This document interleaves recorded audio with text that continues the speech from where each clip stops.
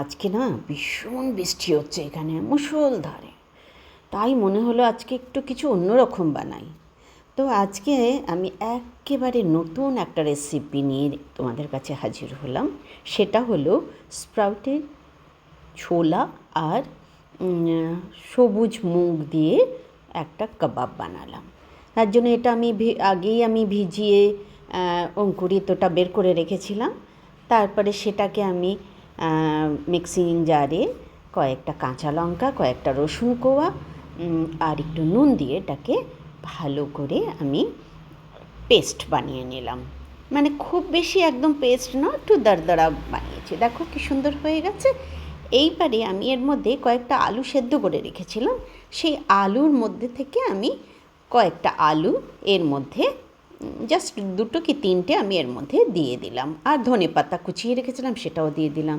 একটু আদা আমি গ্রেট করে দিলাম, এটাতে মানে স্বাদটা খুব ভালো আসে। আর 2টো ছোটো ছোটো পেঁয়াজ আমি কুচিয়ে রেখেছিলাম সেটাও এর মধ্যে দিয়ে দিলাম। আর একটু নুন আরও দিলাম, কেন কি আগে অল্প দিয়েছিলাম তাই। তারপরে এটাকে বেশ ভালো করে আমি মেখে নিলাম। তারপরে এটা এখন আমি কাবাব বানাবো, তো সেই জন্য আমি একটু কর্নফ্লাওয়ার নিয়ে নিলাম। এটা দিয়ে আমি ভালো করে মিক্স করলাম। তারপরে এর মধ্যে আমি একটু দিলাম, এটা আমার সিক্রেট, সুজিটা দিলে ওইটা খেতে অসাধারণ হয়। আর একটু চিলি ফ্লেক্স ওপর থেকে দিয়ে দিলাম। দিয়ে ভালো করে আবার ওই মিশ্রণটাকে মেখে নিলাম। কড়াইতে তেল দিয়ে একটা কাবাবের শেপ দিয়ে তেলের মধ্যে আমি এগুলো ছেড়ে দিলাম। বেশ ধিমে আঁচে এটাকে ভাজতে হবে। আস্তে আস্তে করে আমি একটা পিঠ হয়ে গেলে অন্য দিকটায় উল্টিয়ে দিলাম। এমনি করে সব কাবাবগুলোকে আমি উল্টিয়ে দিলাম আর ধিমে আঁচে এটাকে হতে দিলাম। দেখো কি সুন্দর ভাজা হয়ে এসছে। এইবারে উঠিয়ে নেবার পালা। আর একটু আমি জাস্ট উল্টিয়ে দিলাম।